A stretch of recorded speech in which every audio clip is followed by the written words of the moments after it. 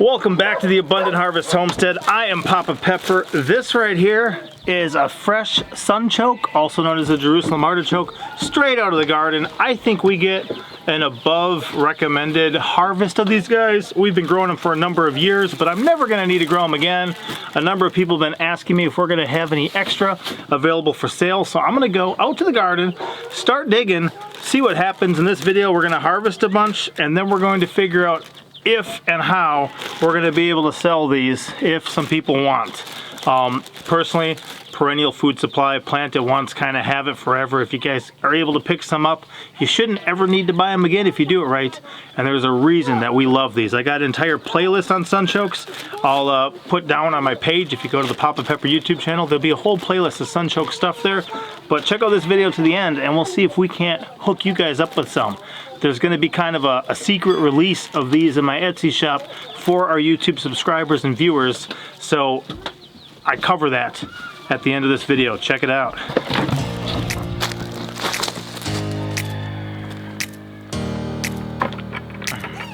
This here is my sunchoke bed, my main one, and I haven't even been in here yet. I think the kids have taken some out for themselves and then also for the animals, but man, they are looking good. Some people were asking if we'd have enough to sell. I'm not sure about that. I may have to evaluate here and see what happens, but here's what they look like. I just pulled this one out. So that right there is a sunchoke tuber. I got a video on just kind of introducing yourself to these if you're unfamiliar, so I will put that in this upper left hand corner for anyone who's interested. But we definitely like them, and they do amazing. I even found some in the wild up in Missouri. A local up there showed me what they look like, and I said, oh man. And driving around, I've seen many more since then when the flowers are up and you can see them. But I like them, a great food, and they do amazing. So right now I'm gonna dig up and see kind of what I've got. A couple ways you can do it. One, just leave them in the earth, pull them out as you need them throughout the winter, spring, stuff like that. Or you can kind of dig them all up, put some back to kind of reseed for the future, and then have your harvest. That's what I might do now, just to see if I have enough to share and get into the hands of some other people. Now is the time. I'll tell you what, if you don't have perennial food sources on your own property, you really oughta. Supply chain's terrible, inflation's terrible, bad things are coming eventually. I mean, eventually I won't be able to buy or sell. It's just the way that it's gonna be. So the more I can generate on my own property, the better off I'm gonna be, the longer I can kind of hold out before inevitable death, which one day will come for us all, gets to come. But perennial food sources, absolutely, have them on your own property, a continual supply year after year. And if I just let this go, every year would be just more and more and more. But we can pull them off and eat them, and even if you're not into it, you know, you taste these and you're like, not the best. Well, figure out the stuff that you do like that you can grow, and then the stuff that does really good in your area that's not your favorite, it still tastes better than starvation. Trust me, it does.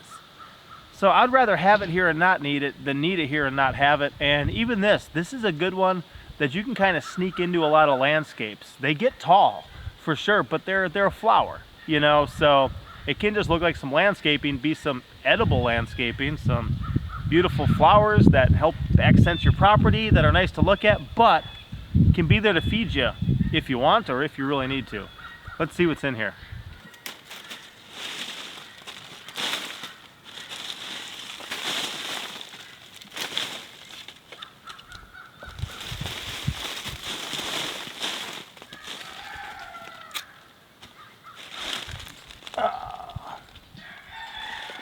If you'll notice in the way I'm doing this, I cut off all these at the end of last year. If I cut them off while they're still green, I can toss them over to the animals. My sheep really like to eat them. But these stems are coming from the one last year. So last year there was one of these here. It sprouted up into a stem, and then from there it shot a bunch of runners. So all around here there's going to be a ton of runners that have little guys at the end of them. It's just easiest for me to pull all these big sticks out first. Anything that happens to be attached, you know, knock off and have available, and then begin sifting through the rest with my bare hands. This looks like the end of a runner, so it shot off some thing from the main tube. You know, this goes up And then they have a runner with this attached at the far end. And then next year, this will do the same thing. It'll shoot up from there, make a bunch more runners, and just keep spreading. The word on the street is that if you plant, you know, these, they're gonna give you about a 10x harvest. So if you plant a pound of them, you should get about 10 pounds. If you plant 10 pounds of them, you should get about 100 pounds. I don't think I planted 10 pounds in here the other year, but my harvest of this little area, which is really like a 6x6, was over 100 pounds. That's crazy, 100 pounds of food from right here. And I think it might have been more than a 10x, because I don't think I planted 10 pounds in this area.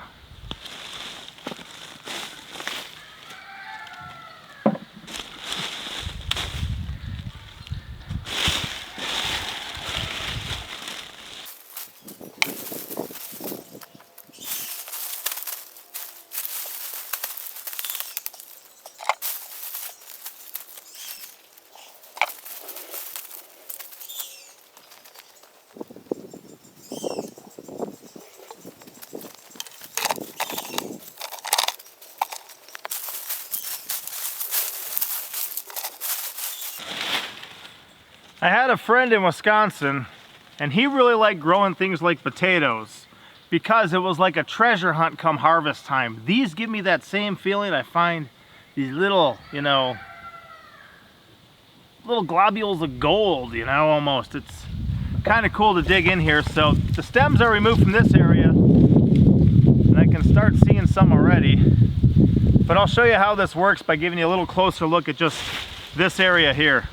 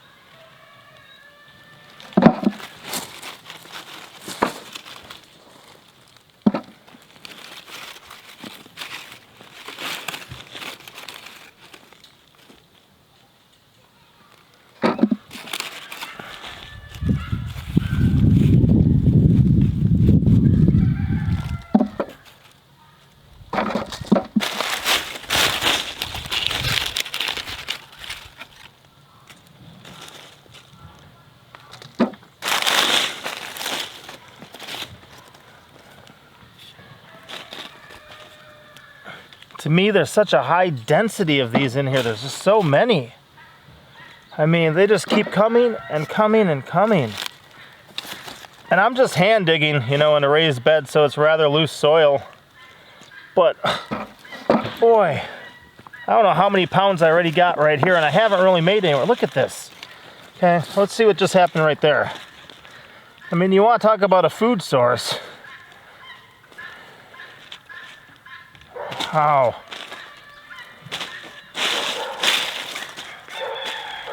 Huh. That's just crazy. You know, and that's not even grabbing them all. There's way more right around here. In just what you saw so far, I've got about 1/5 of a 5-gallon bucket. I mean, and it's starting to get some weight, but that's just already. And I've barely scratched the surface of this one little area compared to everything I got. Let's see how this turns out.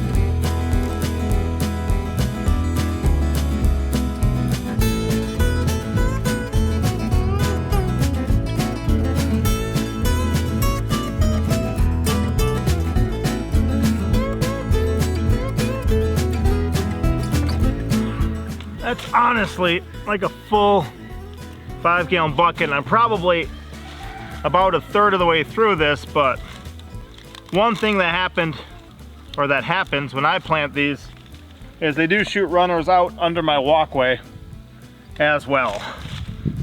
So if I don't track these down outside of here, they'll start popping up in my path this next year. But a lot of times when I wood mulch my paths here, in about 2 years, there's a really good soil here.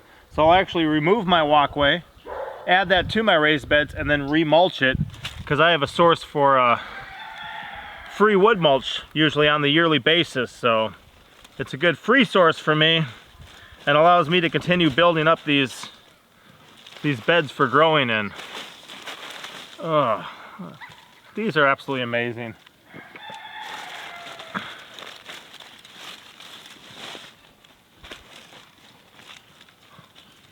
Wow, look at that. You just flip it and there's just so many. So by anyone's determination, that's gonna be a full 5-gallon bucket right there. And I still got quite a ways to go. Now of course, one thing to remember is if you do it like this, where you dig up everything in your bed, you've gotta put some back for the next year. Now, I don't trust in the skill of man as much as some. So my guess is that if I tried to remove every one of these, they would still grow here, because I'd miss some little ones like this or some other ones. But I still want a good harvest, a good amount of these established on a yearly basis. So I've got to put some back. Yeah, see these? I'm digging up underneath the rocks right now, and I'm just pulling out all these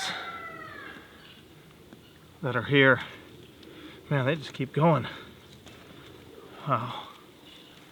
Oh, look at that. So that's just part of the harvest. And if I'm gonna use these in a stir fry or a soup or a stew, or if I'm just gonna rinse them and dice them up and add them to a salad, or even like a tuna salad, you know, add a little bit of crunchy little guys. If I'm not growing my own celery and I still want a little bit of crunch in there. Absolutely amazing. This one here, see how that's shaped? So here's where it ran out from the big one. So you had a big one, and then it ran out from there and made this. This is actually a nodule too, you know, it came out this way. And there it was. So I'm gonna shake these off quite a bit, and then whatever soil is in the bottom of here, I'm gonna make sure to replenish to my raised bed. Once I dig this all, I will be putting a number of these back in here, covering them, probably adding a layer of rabbit manure as just a really good fertilizer, and then maybe even just mulching the top with wood mulch to help retain moisture, prevent weeds, that type of stuff. Weeds will grow here, but again, when you've got them really dense and they're like 12 feet tall, the stuff in the middle isn't getting a lot of sunlight. But I don't want weeds just constantly reseeding themselves where I'm trying to grow my food. A lot of the weeds are very edible though, so learn to know those too, and take your henbit, your purple dead nettle, your chickweed, other guys, and use that in your salads too. It's so healthy, so nutritious. Learn the wild edibles in your area. This is one of the wild edibles. These ones were of a domesticated stock, but these also exist in the wild, and once you kind of learn more about the plant and different things, you can recognize them in the wild. And that's one thing I love, is just learning things in the garden and then realizing things in the wild, and then also finding things in the wild and then kind of cultivating them a little bit more. And you'd be amazed at how much more some of the things like the wild garlic, the gooseberries, other things that I just give a chance to grow in my garden that are from the wild, how much they thrive here. So really cool to see. Same thing with the purslane. I let some purslane weeds grow in here, and I continued to kind of use them, and they thrive. They do amazing in this type of environment where they have, you know, this rich of soil as opposed to just the regular Ozark rock and clay. And then, you know, just a little bit more care than they'd probably get in the wild. Wow, that's one bucket already. I'm not sure what the rest of this will yield, but I'm gonna find out. And also I'm gonna check my supply and see if we can't offer some of these up for you guys. I'm thinking of just the regular size package of mail. I think that's like $8 or $9 to mail. So I'd probably have to charge you guys like 15 bucks just for a small box of them. But if you grow them your first year and don't harvest them, boy, you should be able to have 10x the next year. That would be awesome. And I know some places, you know, they'll sell these for like $1 a piece too, so. The going rate is probably going up, but I still want to have something reasonable where it makes sense for you guys to get. And with any of our stuff, whether it's the seeds we save or stuff like this, the goal is that you guys would plant these. Let them grow, let them thrive, and never need to buy them again. I don't foresee me ever needing to make any more investment in these. And they should be able to feed me for decades and decades and decades to come. And when my children grow and depart, if they want to continue on a similar lifestyle, I should be able to send them with some. And then they will never need to buy them, you know, and just hand them down and just have them be the heirloom Papa Pepper family, you know, sunchokes that my people will grow for the years to come. May not happen, but it is possible because we have some and we continually let them do their thing here in the garden. In that first batch of Jerusalem artichokes, also known as sunchokes, we had probably 100 that were this big or bigger. And a bunch of other ones. So I enlisted some help now. Monster truck's gonna come up. Do you like digging in the dirt? Yes, sir. You like finding buried treasure? Yes, sir. Well, now's your time. Let's go do it. You see one already? Yeah, it's right here. And I'm gonna try to, oh yeah, I was just at the surface. I'm gonna try to pull all those sticks out, and we'll put all those sticks in something I'll probably chip or shred and compost. And then we'll see how many we can gather up the sunchokes. Let's go.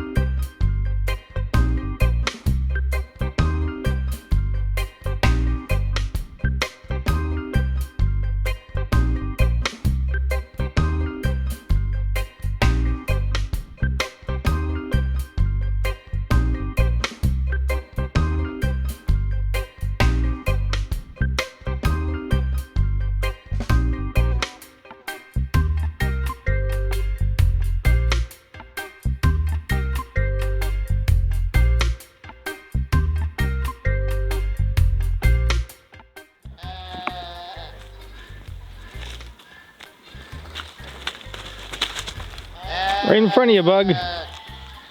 Right in front of you. Bug, you're sitting on it now. You're sitting on it now. You move forward. Move your, right there. See? Oh, we still got a ways to go. They got all of that. They got these. I'm gonna make sure everything goes good. We started removing the rocks on the outside. Bug, not so crazy that you make a mess. Then we're gonna bring everything in, smooth it out, replant some, remulch the path, or no, smooth everything out, replant some, put some rabbit manure on top, grab the border stuff, throw that on top of that, and then remulch the path and put the rocks back. It's a little bit of a process, but it helps prevent them from just spreading and spreading and spreading everywhere else here. And let me show you about these sheep. Because our animals enjoy sunchokes. What's up, sheepy? You wanna try? Oh yeah, nubba nubba nubba nubba nubba. So happy. Oh, you want one too? Look at that. See that? Gobble that up. trying this one. Okay. No, that one just got one. Yeah, another one. Oh. Whoa. Break it. You got a knife? Or break it in half. There you go. It is broken. Oh, yeah. Oh. See what I mean, guys? Oh, we got a cow, too. Go get one for Xenia. It's okay, cow. It's okay, cow. Now, we're not going to eat up our entire supply on these animals, but smell that. What do you think, cow? Oh, yeah. Ow! That one just bit me in the... Look at that. Sunchokes. You want one? You got to rinse it off with the water. So... Besides being willing to eat the stems and the leaves and the flowers, those guys also like the tubers. If I dropped this pile of tubers in there right now, they would eat them all in about 5 to 10 minutes. They'd be gone for sure. But if we did that, then you guys wouldn't get any, right? We wouldn't have any to replant. Things like that. Oh yeah, come here, monster truck. I got those feet for What you doing, boy? Eating some soap. Yeah, you like the flavor of that? Look at that, you guys look like a couple of sheep. And look at those babies. Oh, happy little babies out in the sun. Aww. Hey, they're doing good. Whoa, do you see that? Hey, cow. Oh, you licked my thing. I licked my microphone. That one probably don't want none, huh? That don't even like apples. Did you eat some?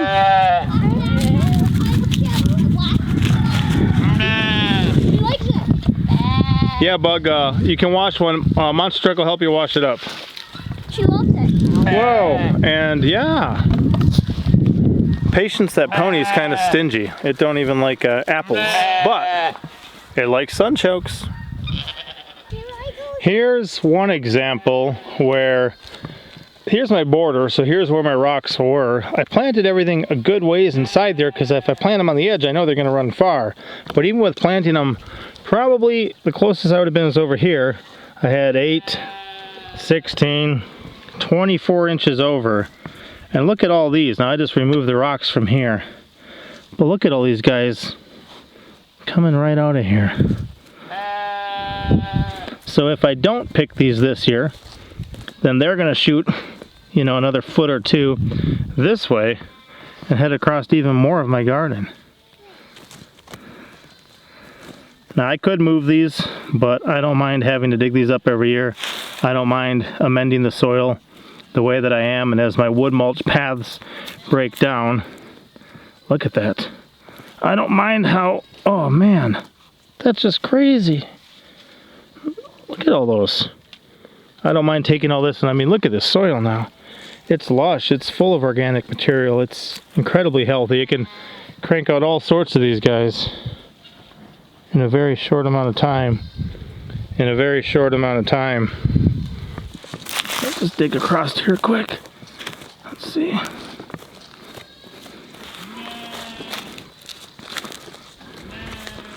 So I want to make sure to do a really good job through this so I don't lose my entire garden to the sunchokes.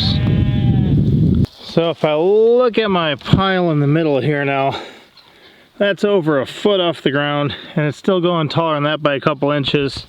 I do want these raised up over time, and then part of the goal is that if I'm planting them here and they're used to going sideways, if they're just running straight into rocks, they'll kind of stop rather than going down and under and around. But this is too much. Now I could use this rich mulch, compost really, to fill in some of my other beds, but then if there's any little pieces of sunchokes in here, I'll have another bed of sunchokes. So I can't really do that with it without risking having the sunchokes take over my garden, but I do have a plan, and that is over here in a different part of my garden. This is actually a sunchoke bed too. So there's quite a bit of sunchokes that grew in there. There's quite a bit in there, and I'm thinking of adding it to the top of here. I may just want to pull out a bunch of this stuff first. Hey boys, can you tear this up for me quick? What I'm thinking we're gonna do is pull all those sticks out, maybe stack them on top of that metal back there, all these sticks, and then we're gonna sort through it a bit. Make sure not to pull any tubers out. We're not worried about tubers yet, Bug, just the sticks. So pull all those sticks out, and yeah, then I'll add some sunchokes to the top of here so it's a little deeper, and then add some of that compost on top. I think that'll work.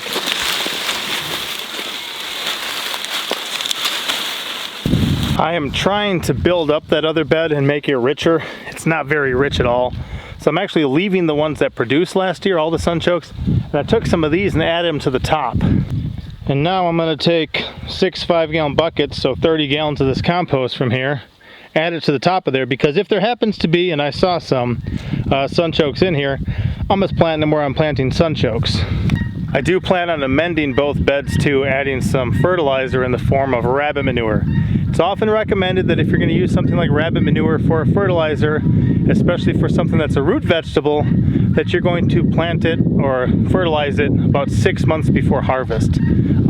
If you're using a fruit tree or something, obviously you're picking the fruit off of the tree. It doesn't come in contact with the soil. Anything that it receives is transferred through the tree. But for root vegetables, you're digging in that old manure to get your food. So people recommend waiting about 6 months. Obviously, if I'm doing this now in the beginning of March, so I have March, April, May, June, July, August. These sunchokes aren't even where I'm going to be harvesting them 6 months from now, so I've got a green light on that. And besides the first bucket that came out, here's everything else. I think I got about 4 or 5 gallon buckets the other year. I think they all weighed 20 some pounds, so it was over 100 pounds. Probably something comparable this year. Oh, and then again, I'm gonna take care of this. I'm gonna roll it all up, mulch my path, put my rocks back. I'll show you what it looks like when I'm done, and I'll probably, well, I'm not gonna be able to show you the planting pattern, but I put them about every foot to 14 inches apart. So if I run them down here about a foot apart, then I go over about 6 inches and stagger them in the middle, and then same thing there. So kind of like a 5 dice pattern, where your outside ones are about a foot to 14 inches apart, and then you have them staggered in the middle as well. Of course, the heavier you plant, the bigger return you could get, as long as they're not in such competition that they're producing less. So keep that in mind too. And he's working on refixing our strawberry bed over there, aren't you, son? Sir? It's a big rock, boy. Yeah, especially when I sit down. With it on your lap.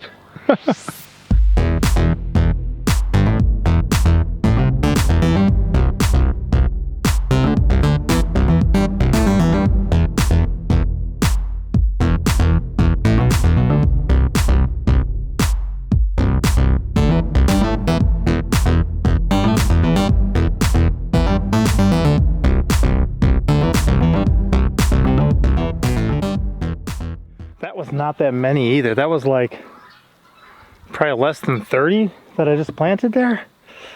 It's amazing what a harvest you can get off these things.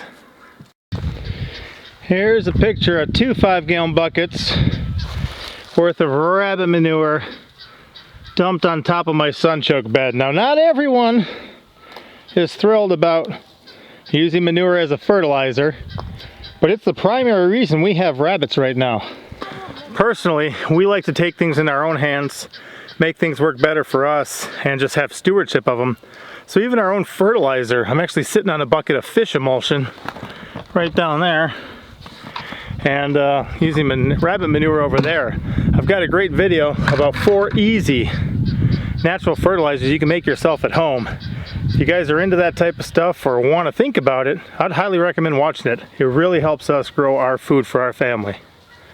Wow, check this guy out. He is building an incredible large raised bed here. And the goal is going to be to have strawberries through the whole middle here. In years past, I've had strawberries in 3 separate beds here, but they always didn't do as good in the middle, and they did better on the ends. And the end is where I have the muscadine grapes growing. So a big muscadine here and a muscadine over there. So what happens is, if they get some shade, they do better than if they get no shade. I did a video a while ago where I welded up this whole trellis, did a little bit of welding in my garden, and that's just kind of have this big arbor under this whole thing. Still could probably plant peas or things up there in the middle one, but we're working on it. You excited? Yeah, and there's still a rock that Michael couldn't use. This end is all the way down. Yeah, if there's extras, there's extras, but we'll just make sure we got a good layer around. He removes all the strawberry plants from the thing, puts down a layer of mulch, and then builds his rocks on top of that to kind of form a wall. And over the years, we'll keep amending this and making this richer and richer, and have the walls get higher and higher, have the raised bed get deeper and deeper. Awesome work, boys. I do have a man in my hat. So if I What? You got a banana in your hat in case you get hungry? Yeah. I would have never guessed. If you guessed, hey, what's in my hat? I would have never guessed. Big ones on the bottom? Yes, sir. And here I have added some extra stuff from the runway to the top layer. Kind of keeps the scent down from that rabbit manure, as does a good rain. So now I'm going to mulch my pathway and then put all my rocks back, and it should look nice, clean, and tidy and ready for next year. And then what I'll do is I'll go sort through all of this and figure out what I have available, what we're going to eat. I replanted this bed. I planted the other bed, and we still got another 5-gallon bucket besides there, so there should be some available for those who've been asking. Here it is in all its restored glory. Fresh mulch on the pathway, all the way around. Rocks put back up nicely, and then it's kind of mounded up in the middle. As it rains and different stuff, it'll come back out to the edge and fill in a little bit. And I may still add stuff as it grows. A lot of years I'll add rabbit manure to it. I was going to put some ashes from the garden on here too. I forgot about that, but I can still sprinkle that as a top dressing. And now I've got to sort through this and see how we use it, what all we can offer you guys. It was honestly a fun afternoon here with my boys, but wow, it is hot. Check out what they did though. So, got some extra rocks right now, but look at this.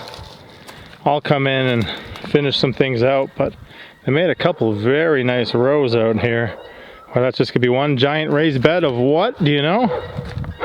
Strawberries? Strawberries, yeah. Pretty cool, huh? When you guys eat them in years to come, you guys can remember building that and working that. So I'm gonna let this lie for now and continue with my sunchoke project. Oh, I'll show you the other bed too, just for fun. Pretty good? Yeah. So he just raked out the layer of manure, and that's how it looks right now. Eventually we'll remulch around here, redo our stones, that type of stuff. Over time they kind of sink back in the earth. If you want the stones on the surface, eventually they sink back into the earth. If you try to get all the stones out of your pasture or something or field, eventually they all raise to the top. So whatever you don't want's what they usually do. But this one should be nice and beefy this year too. Better soil every year to grow in. And yeah, like getting those established. A couple different places on the property. It just helps. I ran down here to the post office to get one of these and see what exactly fits in here. Unfortunately, post office is closed, so they don't even have a price sheet out here anymore. But I'm thinking that'll be the amount that I'm able to ship for an order. And I'm just gonna try to make it worth people's time, but also this costs a bit to mail. I don't want them getting damaged and squished and being compromised and just rotting when people get them. When people get them, I would definitely plant them right away or store them in the fridge or somewhere cool like that until you can. But if they can wake up in the soil at the springtime, that's going to be best for them. Mine haven't started yet, but they're about to start going. So this will be the amount. I'm going to see if I can find a price for these right now, what it cost me to ship them. And then let's see how many fit inside. Y'all, I did not realize this at all. I didn't realize how much I had. Obviously they're not all full, but I'm guessing that one would fill all of those. That's a really crazy harvest, especially that thing is not even 6x6. It's more like 5x5 or less. And I thought I planted 4 dozen last year. No, 2 dozen. I thought I planted about 24 last year. But if you look at this, you know, say if one of these is going to shoot up, boy, there's like a dozen or more other nodules on some of these, you know, nicer ones. This is obviously a behemoth. That ain't going to fit in that shipping package. But some of these, you know, should.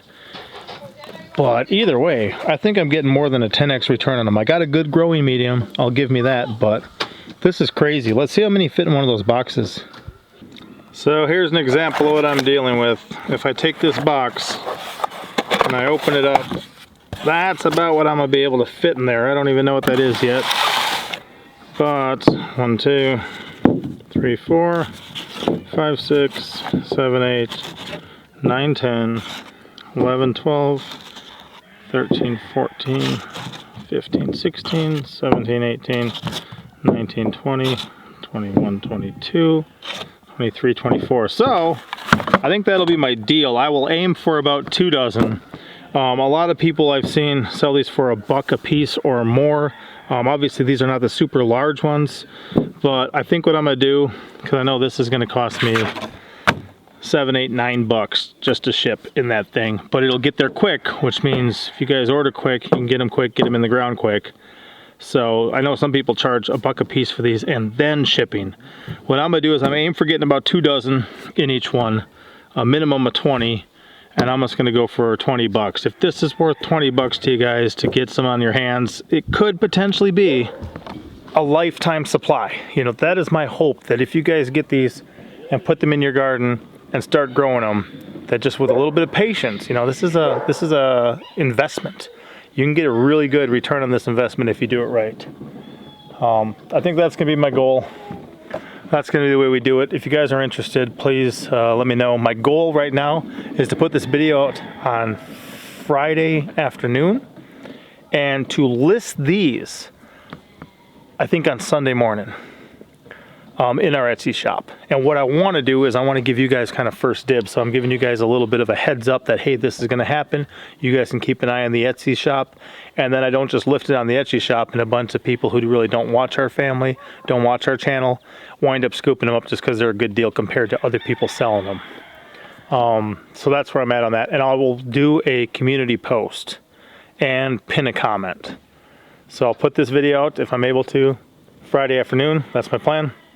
On Sunday morning, I will go live with these in the Etsy shop and immediately pin a comment in this video and do a community post.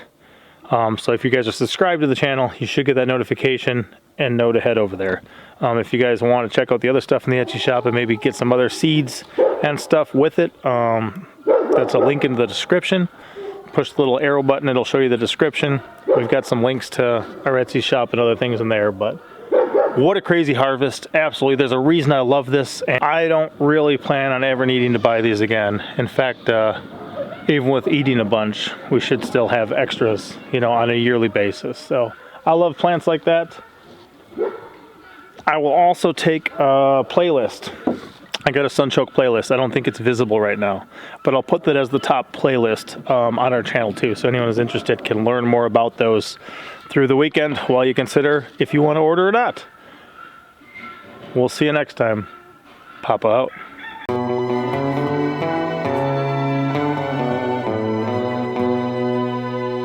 Thank you for watching. Hit the like button. Thumbs up.